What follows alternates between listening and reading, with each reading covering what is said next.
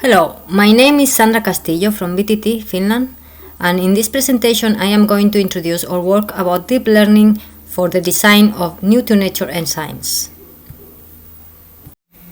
The gap between the market of enzymes used to produce chemicals and the market of traditional chemical production is huge.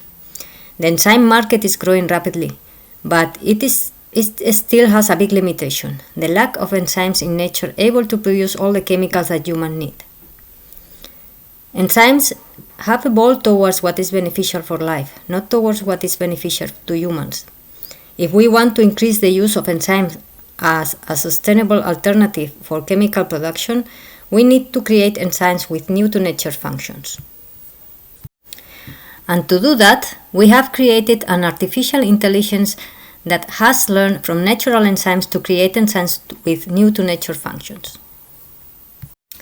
We started designing an enzyme representation that consists on the predicted contact maps of the enzymes using TR Rosetta, 7 different physicochemical features for each amino acid, and the prediction of the secondary structure using CPRED.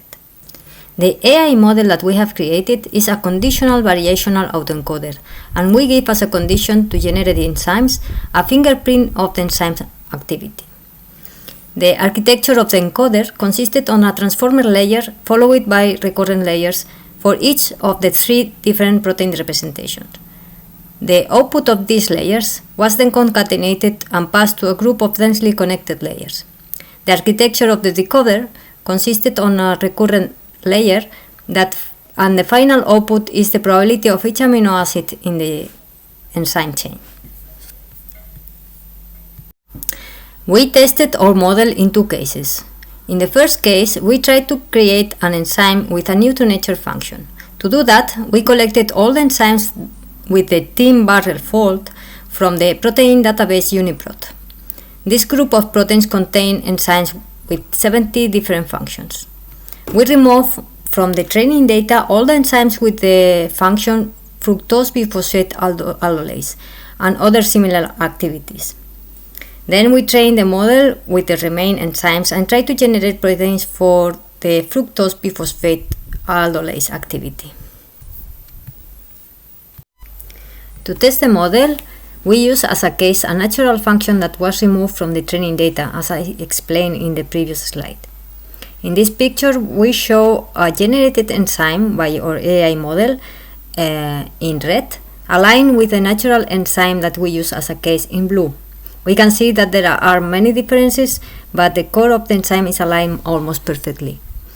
But the sequence similarity of both enzymes is minimal, only 16%. Our model was able to generate enzymes with a completely different sequence to any natural enzyme, but with very similar 3D structure to the enzymes that we wanted to create. Also, InterProScan showed that the generated enzyme contained the fructose biphosphate aldolase class 1 domain. The second case was the production of the enzyme PHA synthase. We trained the model with 10,000 natural PHA syntheses and 5,000 lipases downloaded from UniProt. We tested 16 generated enzymes in wet lab experiments, and 2 of them show activity in vivo.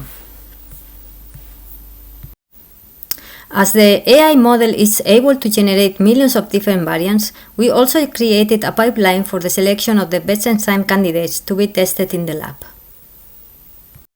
The nature of our AI model not only allows us to generate enzyme variants, but also allows us to control the enzyme features that the model has captured, giving us a very useful tool for protein design. During this work, we have focused on the development of the AI approach, and our next step will be to evaluate the results in the lab and to test more cases. There are also many parts of the project that could be optimized or developed further, and we are working on that right now. Finally, I present here all the people involved in this work. Thank you.